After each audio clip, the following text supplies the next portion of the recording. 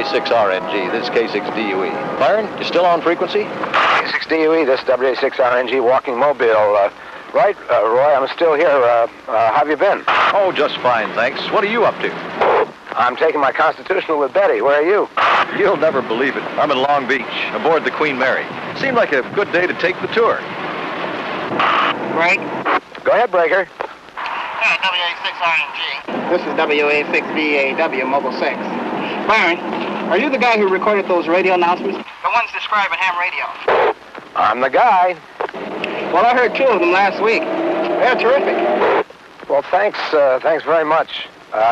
They've been getting quite a bit of play around the country. WA6RNG, W6PJX. Boiney, how are you? Fine, Byron. Hi, Renee. Hi, Roy. Break, please.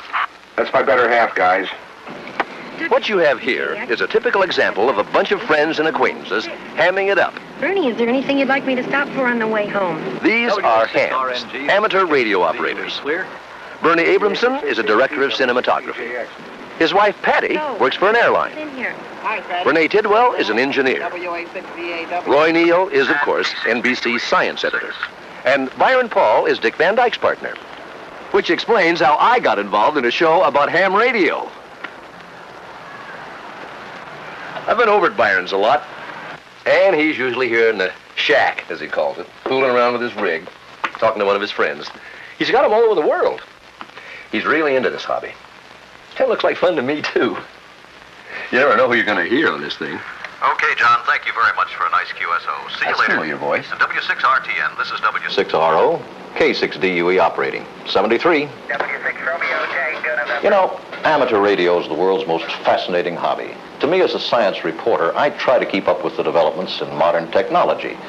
But nothing gives me more of a thrill than the achievements of amateur radio. There are ham stations almost everywhere. For example, this one, aboard the Queen Mary, manned daily by members of the Long Beach Amateur Radio Club for the benefit of tourists and visiting hams like me. They even have a museum right next door, filled with radio memorabilia from the ship and from the early days of ham radio. It's hard to believe, but radio's less than 100 years old. It was 1896 when Marconi sent his first messages by wireless. Soon after, imaginative pioneers had built one-tube receivers that could hear signals in those supposedly worthless frequencies that are now all of the broadcast and shortwave bands. And when they listened carefully, this is what they heard.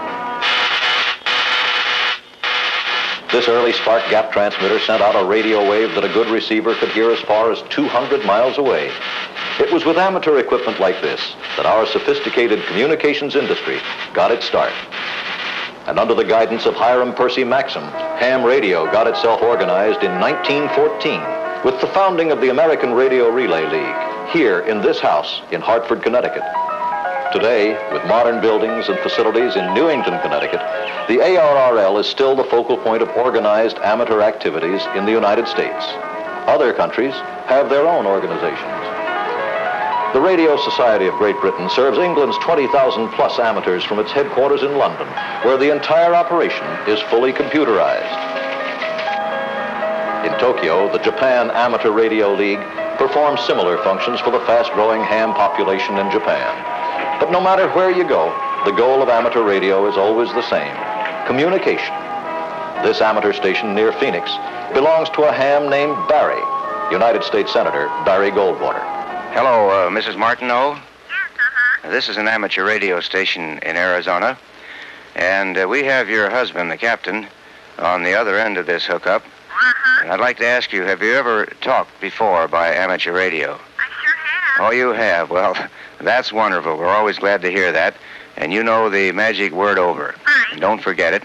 And the next voice that you hear will be that of Captain Martineau. Okay. AI-8 Alpha Hotel. This is AFA-7 UGA, ready to go. Roger, Robert. And this here is the captain's voice. How are you over there? And this is Pete, and it's Thursday morning over here on the 27th, and who am I talking to, Onion? You're talking to me, honey, and it sounds wonderful to hear your voice. We're just sitting here finishing dinner, and It gives me a great deal of satisfaction every time I can make a phone patch like this.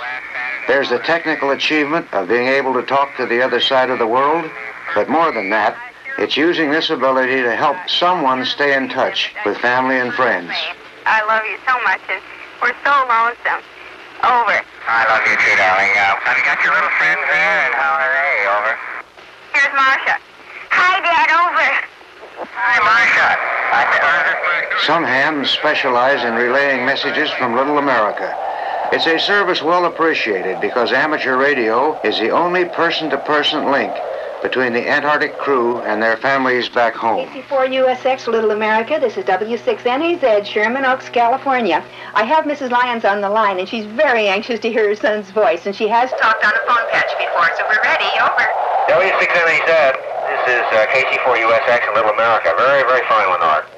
You're coming through great down here today. You're ready to go in just about 5 seconds. Ham radio is a real morale booster, here and in hundreds of places around the globe. Quite an accomplishment for a bunch of volunteers. Sometimes you don't need to hear a familiar voice, but just get a message through. That's when hams rely on Morse code, still the most efficient way to communicate. Some amateurs, like Louise here, handle thousands of messages a year, all for other people.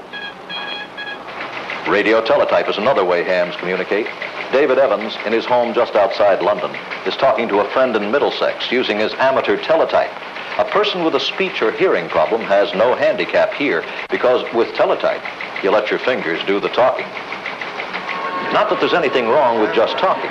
Lots of hams make lots of friends that way. I'm glad you have everything under control.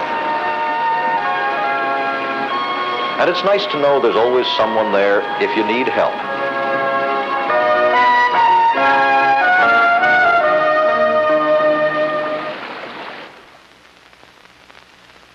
April Mell is putting her hobby to work in the St. Jude Hospital Rehab Center. This is KL7. I visit Anchorage, Alaska. The handle here is Harley, Harley, like the motorcycle. Go ahead, April. KL7IZZ WD6BPT back again. Well, thanks so much for giving us a shout, Harley. You have a great signal down in here today. But let's get the group here to introduce themselves. We're on for radio time today with some of our rehab patients, and they're very eager to say hello to Alaska. So here's the first gentleman. Say hi to Harley. Harley, hello, in Anchorage, Alaska. And my name is Paul Stream, and I'm from Lorbetin. I could never say that.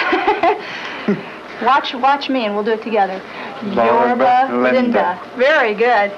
Paul's been undergoing some speech therapy, and this is the second time he's joined us for radio time. That's just super. Okay. There's no way you can feel isolated or alone when you're in a ham shack. And she has a little trouble getting out the words she likes to say. There are hams in virtually every country of the world. So listen carefully. On a given day, you might talk to this station in France.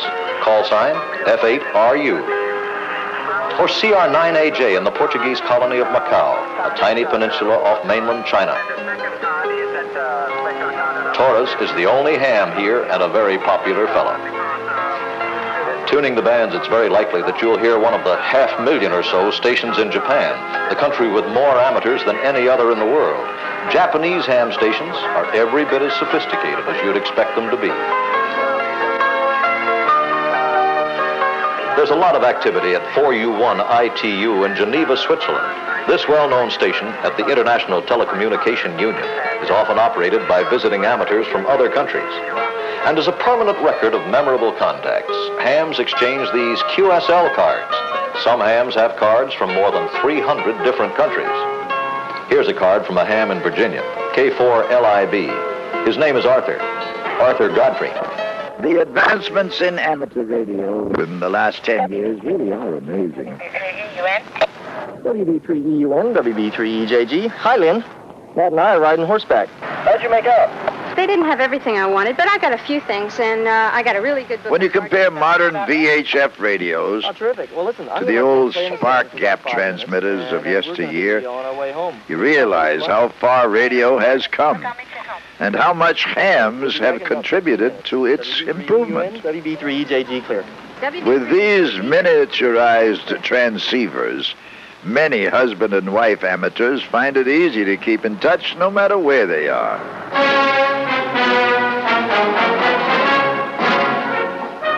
Did you ever wonder how parade coordinators keep their parades coordinated?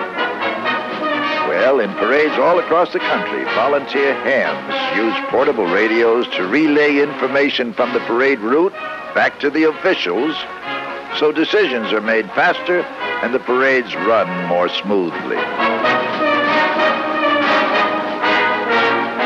And recently, the Rose Parade got a new service, amateur television. With video cameras and amateur transmitters, the ham operators enable the parade officials to see firsthand the crucial areas of the route. If any float has trouble, like making a turn, for instance, the parade coordinators spot the problem on their monitor and know what kind is needed. Tom, your picture's beginning to come in now. Now, of course, hams have been experimenting with television since before television. Snow-free. Great picture. Dale Houck is about to be visited by the Tom O'Hara family 30 miles away via amateur television. Something else I'd like to show you is Kelly's new trophy she got for motorcycle racing. Okay, here's Kelly in the trophy. It's almost as big as she is. She got first place in her class. Well, that's fine, Kelly. Congratulations. That's a beautiful trophy. Hey, Dale, Ricky's at the computer here, and he's getting to be quite a hot shot at this target game where he's shooting down spaceships. Another rich source of experimentation is the personal computer. These gadgets can do millions of things, including send and receive Morse code at any speed you want. And even balance my checkbook once in a while. With these miniaturized transceivers, your range increases as your altitude increases. Even with low power, communications are reliable for over 100 miles when you're well off the ground. Consequently, hams have repeaters, automatic relay stations high atop buildings, mountains, television towers. And these repeaters listen for signals and then retransmit them from their lofty perch. When relayed by a repeater, a small 1-watt radio like this has the same range as much higher powered units. I haven't talked with you in quite a while. If you want a repeater that really covers some territory, try putting it 500 miles up. This is Oscar 8, an amateur satellite, in its final testing stage.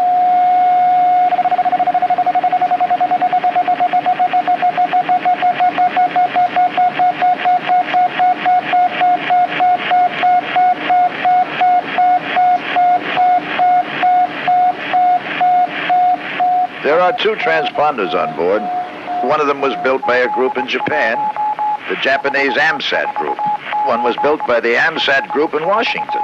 The Germans built the battery charge regulators, and the Canadians built some of the control circuitry. And it's really an international effort. It takes a lot of work from a lot of people to complete a project like this, but it's worth it. Because with amateur satellites, hams have reliable, long-range communications using small antenna and less power than an average light bulb. And when the first Oscar satellite was launched into orbit, it was another noteworthy success added to an already long list of amateur radio achievements. Juliet Bravo Kilo, this is Japan, Yokohama number 1, Juliet Yankee 1. I'm receiving you. Not only is amateur radio a hobby of vast technical diversity, it's an avocation which attracts people from every walk of life and level of society. And my complete call sign is Juliet Yankee number 1, just the 2 letters and the 1 number. My handle is Hussein, Hotel, Uniform, Sierra, Echo India November. And the QTH is just northwest of Amman. Alpha, Mike. This is King Hussein of Jordan, one of the best-known amateur radio operators in the world. The ham with whom he's talking doesn't realize he's talking to a king, but most hams do know who belongs to the call sign JY1. Bye-bye, and all the very best of 7 please. Delta Kilo 2 Oscar Charlie, DK 2 Oscar Charlie. Delta Kilo to Oscar Charlie. This is Japan, Yankee 1, Juliet Yankee 1. Good afternoon to you, my friend. 5 by 9, go. Okay, real fine, Your Majesty. Your 5 and 9 likewise into West Berlin. West Berlin is the location, and my name is Uli, United London, Italy. We work here, sell Whiskey Alpha 3, Hotel United Papa, and we're running an ICOM 701, a solid kilowatt linear amplifier behind, and the antenna is a TH60XX of about 225 feet. JY1, DK2, Oscar Charlie. DK2 Oscar Charlie, Roger, my good friend, thank you very much indeed. You have a very solid signal into this QTH near Amman, the capital city of Jordan, 59 plus. And we are operating the Tango Romeo 7 transceiver by Dyke and the L4B linear amplifier. And my KSL manager is Whiskey Alpha 3, Honolulu, United Pacific, and this is Hussein, wishing you all the very best of 7-3s. Okay, real fine, beautiful copy, Your Majesty. King Hussein not only enjoys ham radio personally, he has implemented creative uses of ham radio in his country's schools. عملي ونشوف كيف بدنا نتدرب عليه، بنقدر نقرب ونتفرج كيف نقدر نشغل الجهاز.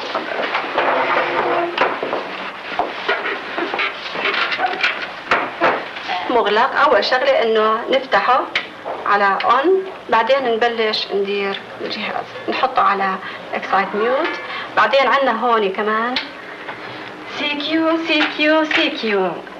Japan Yankee 5 Hotel Florida calling CQ15 CQ.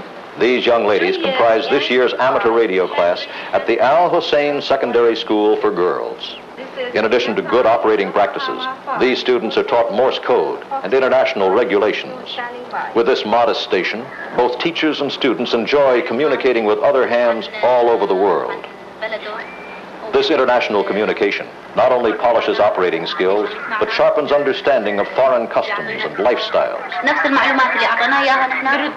I believe that as far as amateur radio is concerned, it's a way of bringing people together throughout the world. It's an interest that enhances the creativity of young people and their knowledge of electronics. It creates tremendous opportunities in so many fields and in so many areas. It's somehow appropriate that here in Jordan, one of the first areas of the earth inhabited by intelligent man, a creative use of amateur radio is helping develop this nation's scientific community. But ham radio is more than a worldwide reservoir of technical talent. It's fun, and often hams get together in person. For example, at a convention in San Diego, sponsored by the American Radio Relay League. It's a chance to see all the latest equipment, hear speakers on a variety of topics, and have eyeball contacts with friends you've made on the air. One of the most enjoyable activities in the ham's year is Field Day. It's a sort of 24-hour operating marathon organized by the American Radio Relay League. The major feature of Field Day is that every ham station participating in the contest is using emergency-type power, batteries, generators, solar cells, you name it. The key to putting out a big signal is a good antenna.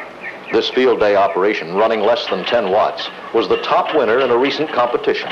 It's lots of fun to see how many other stations you can contact. But the big benefit is emergency preparedness.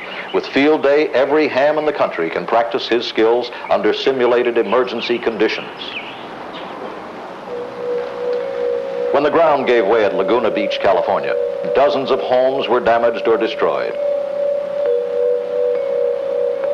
With the phone lines down, two-way radio was the only way to get messages into and out of the disaster area. Dozens of amateurs took off work to help their neighbors. They used their repeater's auto patch, an automated telephone patching system, to let victims reassure worried relatives that they were okay. The hams also relayed thousands of messages for the Red Cross and other groups aiding the victims. Sometimes hams become heroes and make headlines. The story of WD6FFV was front page news and the subject of television news reports. This morning, 13-year-old Californian Mike Davis saved the lives of 3 persons aboard a sinking boat in the Caribbean. He did it by relaying the boat's distress signal to the Coast Guard on his amateur radio. The teenager was listening to his radio at 1 o'clock this morning when he heard the signals for help from the boat. For as yet unexplained reasons, the Coast Guard did not pick up the distress call in Miami, But it was heard here by Mike more than 3,000 miles away. So he took control and relayed messages to officials for over an hour. And because communications were established, the Coast Guard in Miami was able to track down the sinking boat, and all aboard were rescued. Mike, at any time while you were talking with the sinking boat, were you worried that you weren't doing the right thing? Not really. I didn't have much time to do that, think about that. Neighbors had recently called Mike's antennas unsightly. After this morning's rescue, Mike's mother says the antennas will stay. Mike Davis, ham radio hero. Hams often supply communications during disasters and are especially effective in rugged territory such as this in a near wilderness area southeast of San Francisco. Firefighters are making slow headway against a devastating forest fire.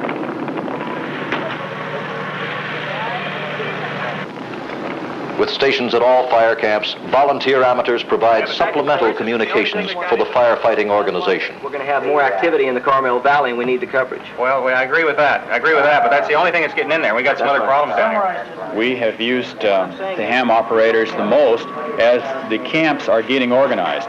And until the ground lines can be established, we've needed the ham operators to help us get information back and forth.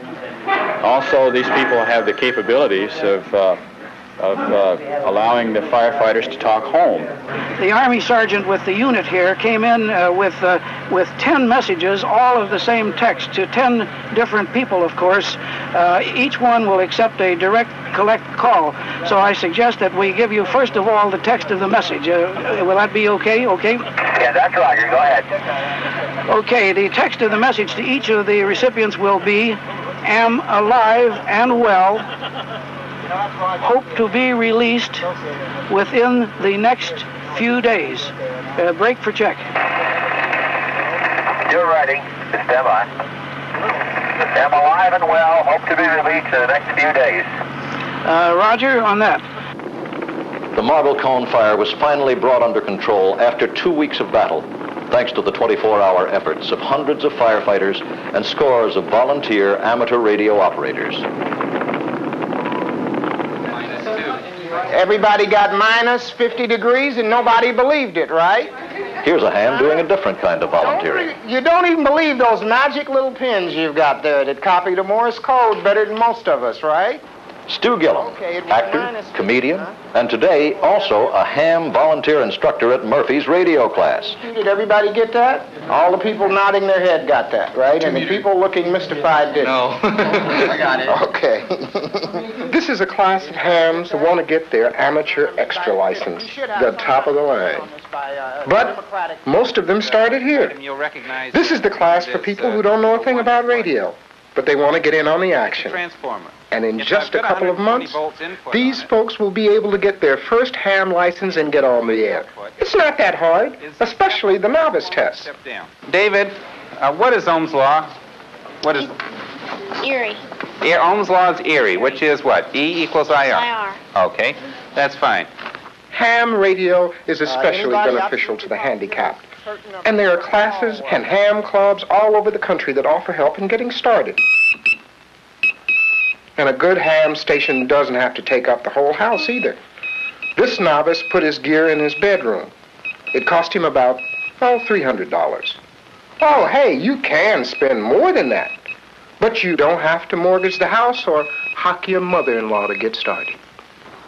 Oh, one thing you can count on. Once you get started, you'll be hooked. I am, that's for sure.